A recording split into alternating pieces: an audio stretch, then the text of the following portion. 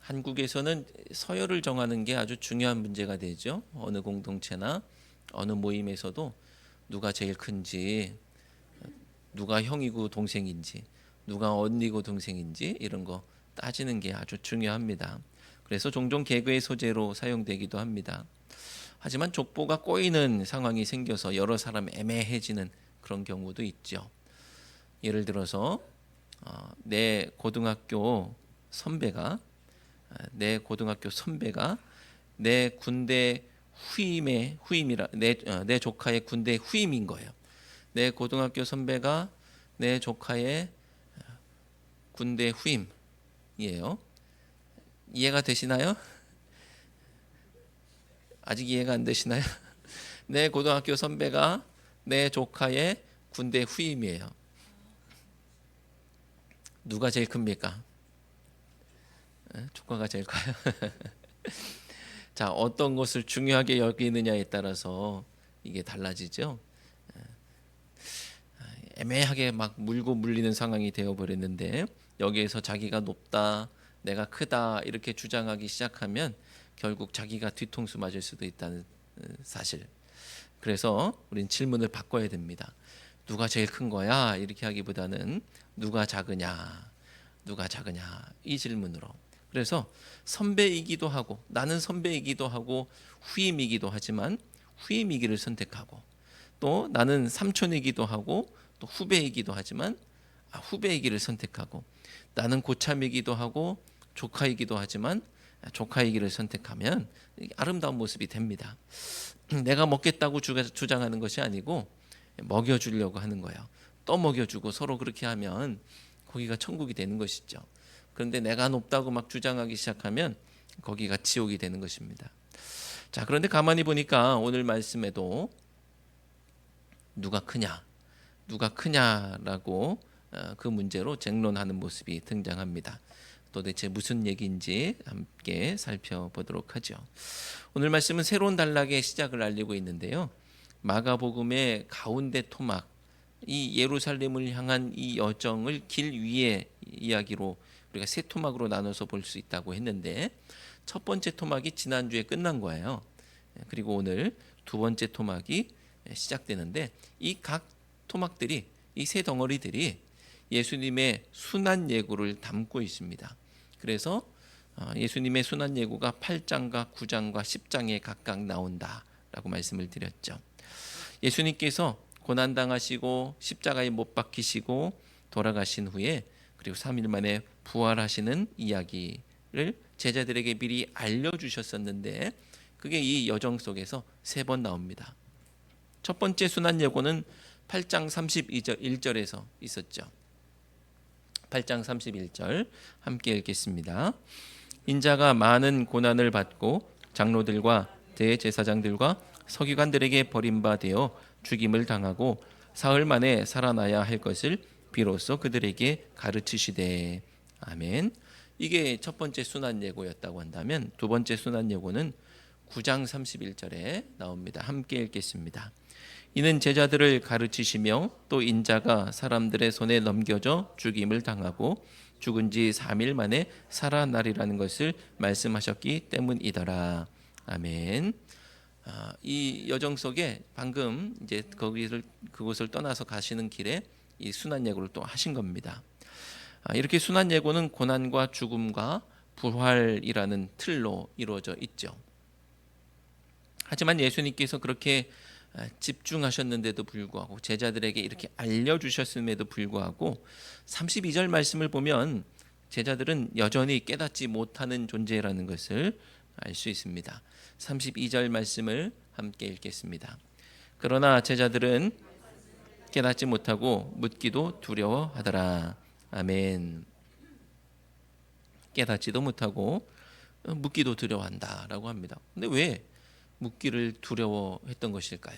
예수님께 이거에 대해서 여쭤볼 수 있는 거 아니에요. 근데 묻기를 두려워합니다. 귀신 이야기 같은 걸 들으면 무서워하죠. 두려워할 수 있죠. 그러니까 혹시 예수님께서 돌아가신다 이런 얘기를 하시니까 그래서 두려워했던 것일까? 그럴 수도 있겠지만 이렇게 보는 게 어떨까 싶은데요. 전에 된통 혼난 적이 있는 거예요.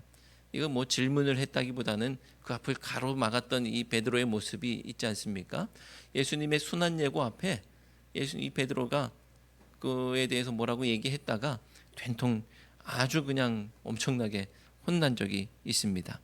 그래서 그랬던 것인지 예수님 앞에 질문하기가 어렵습니다. 자, 말 그대로 된통 혼난 것이 트라우마가 되었던 모양이죠. 그래서 두 번째 순환 예고를 하실 때 감히 예수님께 뭐라고 여쭐 수가 없습니다. 그러면 질문이 있어도 궁금증이 있어도 그냥 가만히 있어야 되느냐? 그렇진 않죠. 여러분, 예수님께서 말씀하시는데 에라 모르겠다 하고 그냥 덮어놓고 내 방식대로 믿고 그러면 안 되는 거잖아요. 예수님께서 말씀하시는 것들을 잘 이해하고 그 방식대로 믿어야 되는 것인데 그 질문도 안 하고 묻기도 두려워하고 그러면 안 되겠죠. 혼나고 또 혼나더라도 스승님께 계속 질문하고 배우려고 하고 붙어 있어야 합니다. 혼난다고 기다렸다는 듯이 포기하거나 토라질 것이 아니죠. 진리를 향한 타는 목마름으로 그 모든 것들에도 불구하고 예수 그리스도께 더욱 가까이 나가야 하고 그분의 가르침을 목말라야 해야 할 줄로 믿습니다. 이런 갈증이 결국 우리를 더욱 성숙하게 하는 줄로 믿습니다. 갈릴리를 지나는 길 위에서 제자들을 가르치시는 이 여정은 이어져서 드디어 이 가버나움에 도착하기에 이릅니다. 그런데 그 길에서 예수님의 관심을 끌었던 장면이 있었어요. 그게 뭐냐면 제자들이 뭔가 토론했던 모양이죠. 33절 말씀을 함께 9장 33절로 가겠습니다. 제가 8장 33절을 건너뛰었어요. 함께 읽겠습니다. 가버나움에 이르러 집에 계실새 제자들에게 물으시되 너희가 길에서 서로 토론한 것이 무엇이냐 하시되 아멘. 예수님께서 물어보셨는데 제자들이 대답을 하지 못합니다. 산에서 내려오셨을 때도 대답을 하지 않고 엉뚱한 사람이 대답했던 것처럼 지금 대답도 잘 못하고 있어요. 그도 그럴 것이 그들이 토론했다고 하는 그 내용이나 형식이 모두 예수님께 당당히 말할 만한 것이 아니었던 거예요. 이게 자랑할 만한 것, 당당한 것이면 예수님 저희가 길에서 이런 걸로 이렇게 얘기 나눴습니다라고 금방 말할 수 있는데 그럴 만한 것이 못했습니다. 우리가 읽은 개역개정판 성경에서는 예수님께서 너희가 길에서 서로 토론한 것이 무엇이냐라고 물으셨다고 한다면 이 토론이라는 이 점잖은 표현을 사용하셨는데 새 번역 성경이나 공동 번역 성경이나 그리고 아까 영어 성경을 봐도 이 토론이라는 점잖은 표현이 아니었어요. 이게 뭐냐면요. 다른 번역에서는요. 길에서 무슨 일로 다투었느냐. 다투었다. 다툼이라는 표현을 쓰고 있습니다. 토론이기보다는 다툼이에요. 내용이 무엇인지는 몰라도 제자들이 한판 붙었던 모양입니다. 형식도 문제였던 거예요. 내용도 문제일 것을 우리가 살펴보겠지만 형식도 점잖은 토론이 아니고요. 다툼이었습니다. 자, 그럼 무엇 때문에 다퉜습니까? 34절 말씀을 함께 읽겠습니다. 그들이 잠잠하니 이는 길에서 서로 누가 크냐 하고 쟁론하였음이라. 아멘. 누가 크냐라는 문제로 다퉜던 모양입니다. 쟁론했다고 표현하는 것도 마찬가지로 다른 번역에서는 다퉜다라고 하고 있는 거예요. 내용은 예수님의 가르침과는 관계없는 누가 크냐라는 것이었고 형식은 다툼이었습니다. 총체적인 난국입니다. 창피한 일이죠. 마치 오늘 한국 교회의 모습을 보는 것 같습니다. 여러분은 싸워야 한다면 무엇을 위해서 싸우시겠습니까?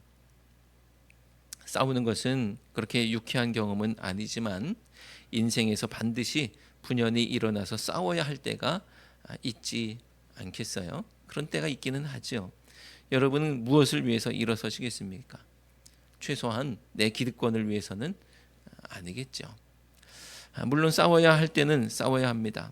뭐 신천지 같은 이단과 맞설 때, 또 하나님의 나라 가치를 무너뜨리려는 악의 세력과 싸울 때 목숨을 걸고 싸워야죠. 그런데 그것이 아니라면 그 싸움은 부끄러운 싸움이 될 것입니다. 의의 면류관은 내 배불리는 싸움을 마친 사람을 위해서 예비된 것이 아닙니다. 의의 면류관은 더러운 싸움을 마친 사람을 위해서도 예비되어 있지 않습니다. 선한 싸움을 마쳤을 때 그를 위해서 예비된 것이 의의 면류관임을 기억하시고 우리의 싸움이 선한 것 되기를 바라고 악한 마귀 사탄을 대적하는 싸움 되기를 주님의 이름으로 축원합니다. 제자들의 관심이었던 누가 크냐의 문제는 쉽게 답을 얻기 어려운 문제 같아요. 그 기준을 무엇으로 정하느냐에 따라서 큰 사람이 달라지기 때문입니다. 그래서 싸움만 나는 거예요. 감리사를 세우는 문제도 마찬가지입니다.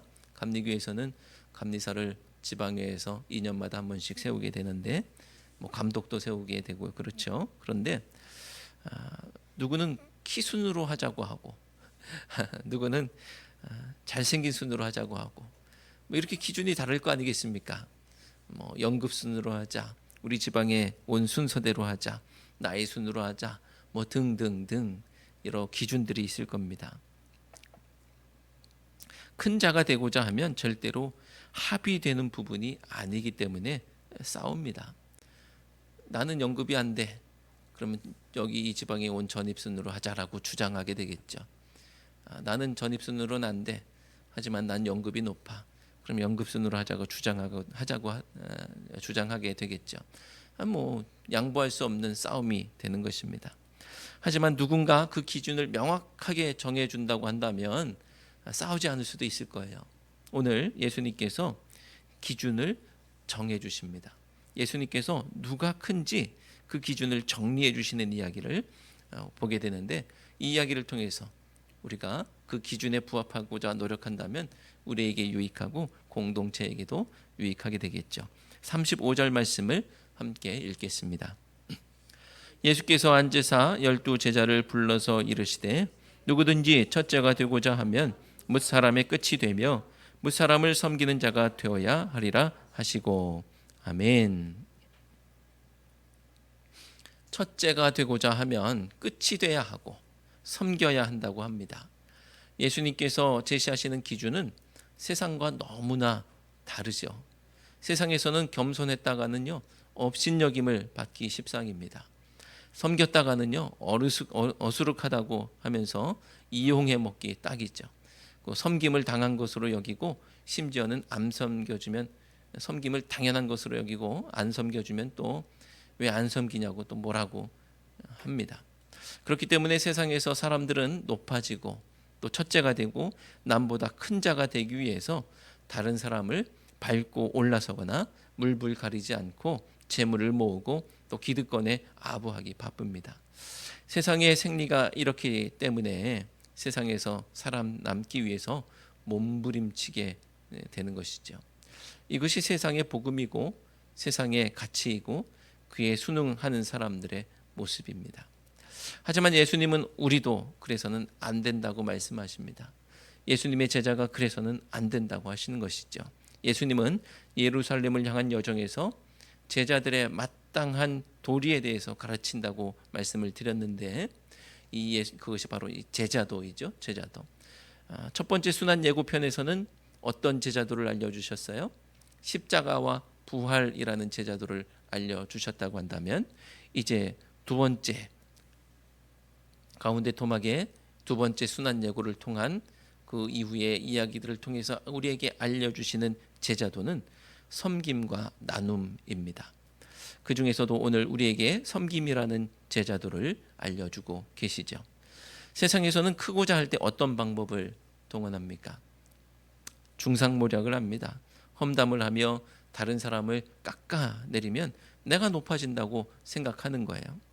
다른 사람을 짓밟고 올라서야 하기 때문에 어떤 경우는 치맛바람이 불기도 하고 자녀들을 위해서 치맛바람을 또 남편들을 위해서 내조라는 이름의 치맛바람을 그렇게 잘 보이면 내 자녀 내 남편이 높아진다고 생각하기 때문에 그 바람들을 일으킵니다.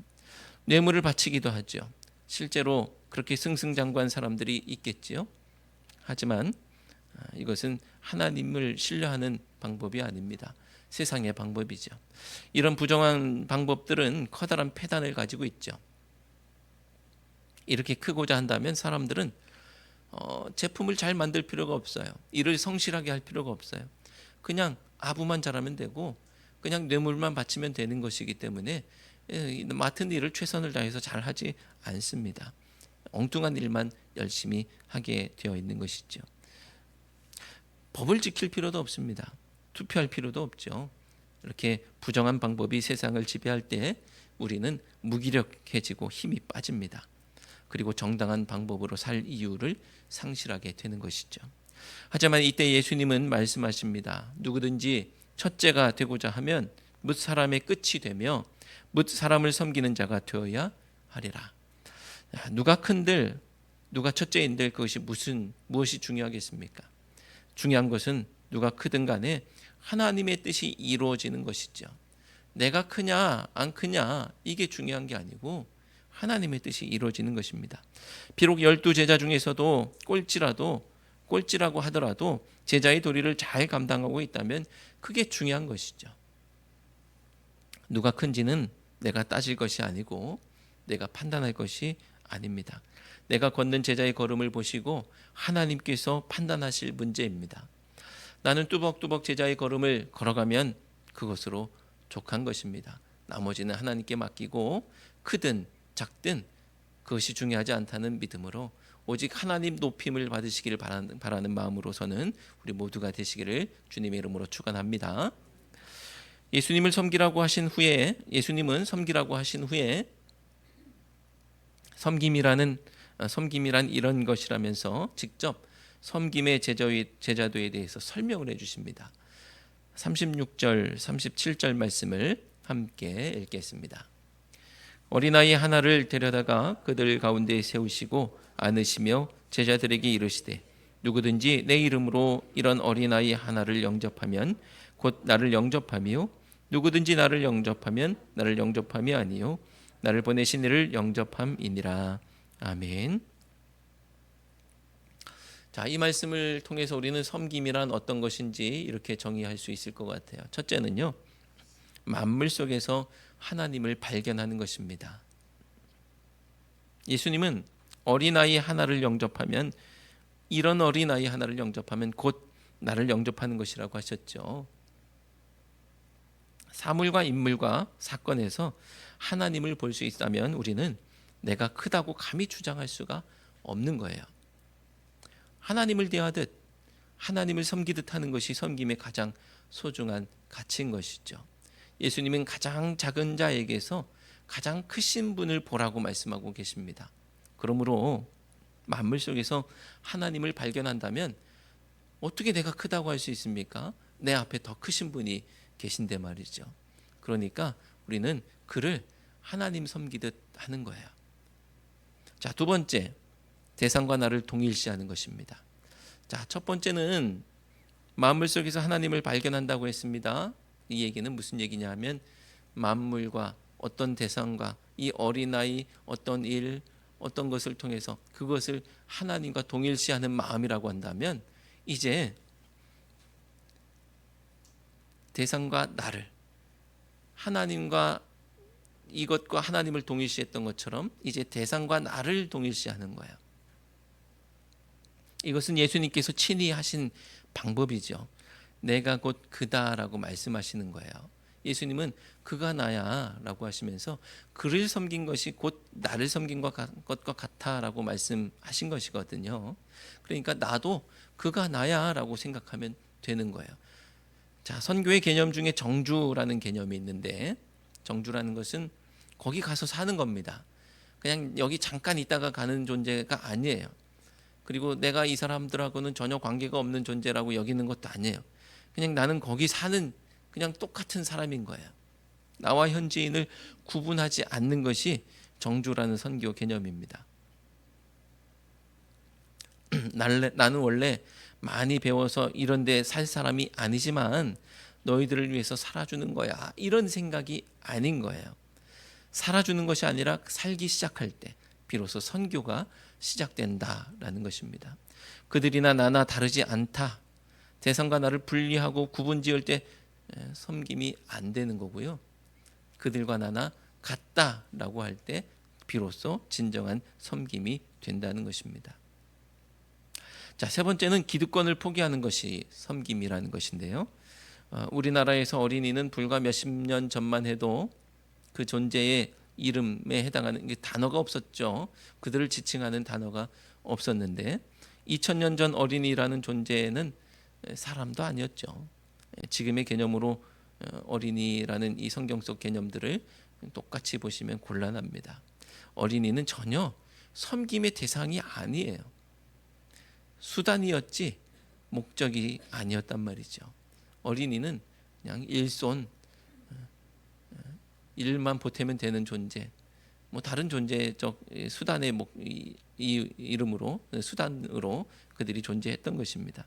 근데 지금 예수님은 어린이를 목적으로 삼고 계시고 내가 앉을 자리에 어린이를 앉히시고 내가 누릴 권세를 어린이에게 양보하라고 하시는 겁니다. 전혀 그럴 필요가 없었고 누구도 뭐라고 하지 않을 일이었지만 이제 예수님으로 인해서 섬김이라는 이유로 내 것을 내려놓아야 되는 상황이 된 것입니다. 바로 그것이 섬김이라는 거예요. 세상에 섬기는 왕은 없습니다. 그리고 세상에 섬기는 주인은 없죠. 누가 큰지를 따질 때는 섬김을 받을수록 클 수밖에 없습니다. 잘 보면 누군가 어떤 사람에게 굽신굽신하면서 잘 섬겨주면 여기서 저 사람이 제일 높구나라고 생각합니다. 세상에서는 섬김을 받을수록 큽니다. 하지만 예수님은 세상에는 없는 이 섬김의 왕으로 오셨고 목숨을 내놓아 우리를 섬겨 주셨습니다. 마가복음 10장 45절 함께 읽겠습니다. 인자가 온 것은 섬김을 받으려 함이 아니라 도리어 섬기려 하고 자기 목숨을 많은 사람의 대속물로 주려 함이니라. 아멘. 예수님은 이렇게 목숨을 내놓고 그 내놓아 주시는 방법으로 섬기기 위해서 오신 거예요. 여러분 3.1 만세운동 때 독립선언서에 민족 대표의 이름을 어떤 순서로 넣을 것이냐는 문제로 갈등이 있었다고 합니다. 그때나 지금이나 비슷한 것 같아요. 거기에 누구 이름을 올려야 되냐. 그러니까 올리죠. 다 올리는데 어떤 순서로 올려야 되느냐. 자, 뭐 기독교 쪽 인사도 있었고 천도교 쪽 인사도 있었고 어떻게 이름을 그 순서를 열거해야 될까라는 고민들이 있었던 모양입니다. 세상에서는 아주 중요한 문제였고 그때 이름 올라가는 순서는 죽는 순서라는 외침으로 모든 논란이 종식되었다라고 하죠. 거기 앞자리를 차지하는 것이 높은 자리를 차지하는 것처럼 영광스러운 자리가 아니고 세상에서 그렇듯 우리 기독교 측이 맨 앞에 이름을 올려야지 이런 그런 개념이 아니고 거기에 이름 올라가면 제일 먼저 죽는 거야 라고 생각하고 올려야 한다고 하니까 논란이 잠재워졌다라고 합니다. 참으로 그렇죠. 이 땅에서 누가 크냐가 문제가 아닙니다. 우리의 이름은 이 땅에서가 아니라 하늘에서 빛날 줄로 믿습니다. 세상의 문서가 아니라 생명책에서 빛날 때 그 이름이 큰 이름인 줄로 믿습니다. 크고자 하십니까? 희생하고 죽을 때 어느 순간 거인이 되어 있는 나 자신을 발견하게 되는 줄로 믿고 섬김과 나눔의 제자도를 실천하는 우리 모두가 되시기를 주님의 이름으로 축원합니다. 기도하겠습니다. 하나님, 저희의 마음이 도토리 키재기에 바빴음을 고백합니다. 주님의 일이 이루어지는 것이 그것은 나몰라라 하며 세상에서 성공하듯 교회에서도 성공하기 위해 했었습니다. 하나님의 뜻이 무엇인지 관심도 없었고 내가 가장 큰 자가 되면 그것으로 만족했습니다. 용서해 주시옵소서. 주님의 말씀대로 사람의 끝이 되기에 힘쓰는 자 되게 하시고 섬김의 본을 보이신 예수님을 따라 섬기는 자가 되게 하옵소서. 하나님 나라의 뜻이 크기와 높이에 있지 않고 깊이와 넓이에 있음을 알게 하시고 더 깊은 곳으로 내려가 흔적도 남기지 않고 사라지는 희생의 삶을 살게 해 주옵소서. 예수 그리스도의 이름으로 기도드리옵나이다. 아멘.